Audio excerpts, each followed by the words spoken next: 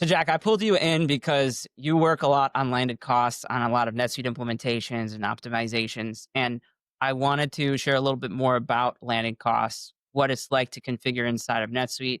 What is the purpose of it in the first place? Some people maybe aren't familiar. Can you explain landed costs in NetSuite and what it's good and what it's used for?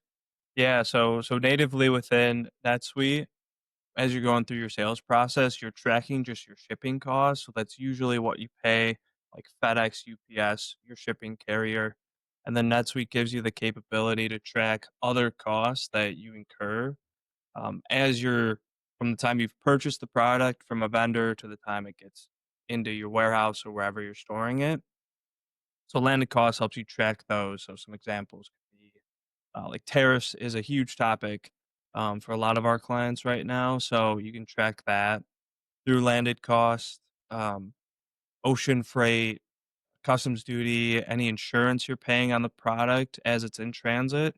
Track all of that through landed cost, and then NetSuite allows you to route that back to your item costing.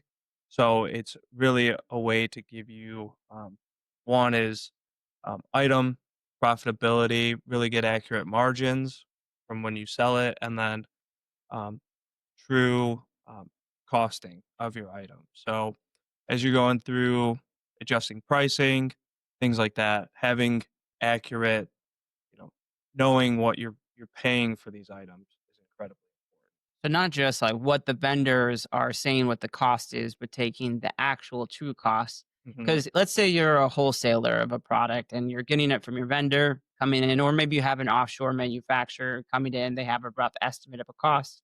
Maybe you're selling that product for a here's my cost plus this margin, and that's how you set your price levels in NetSuite.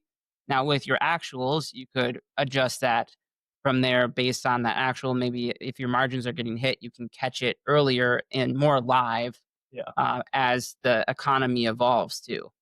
Yeah.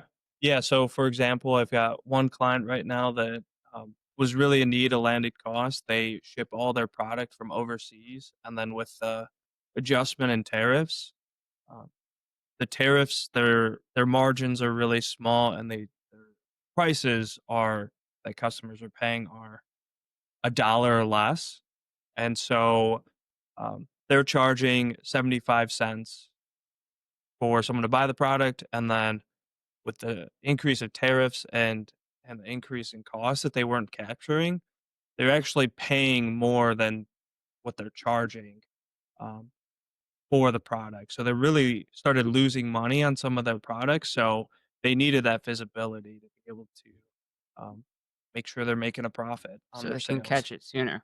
Got it. Yeah. And I would anticipate that there's a couple ways to make this more automated. I know we're hmm normally automating things for clients too, not only just setting up native out of the box, but I'm guessing we could do workflows or scripts where whenever the cost gets updated, we can go update different price levels based on logic automatically so that as that you're receiving that product, hmm tracking that landed cost, it's immediately going to update the product and there's no delay whatsoever. Is that something that you've started to see at all, or that's probably the next step for natural next step? Yeah, that would be the next step.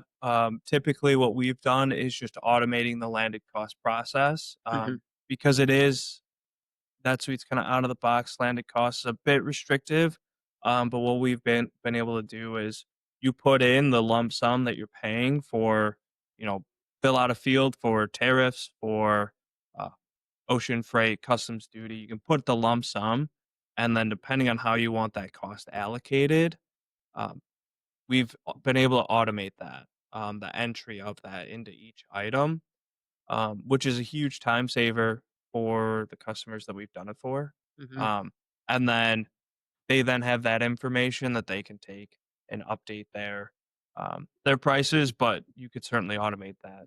Yeah, I mean, it's as simple as, all right, there's a cost field on the item record Mhm. on a scheduled basis. If there's a change in cost in the last 24 hours, then go run the script or a workflow to update the pricing from there. And that would be a good way to just stay on top of things so that you're not charging or charging less than what you're paying for the product. So that Right. would have stayed on top of it, and they maybe would have had a day of product Yeah. that would have created that delta. Right, right, or even what's the margin you want on this product, Mhm. and then you can have a script that just suggests a price, Oh, yeah, it makes sense like too. that dynamic pricing or something.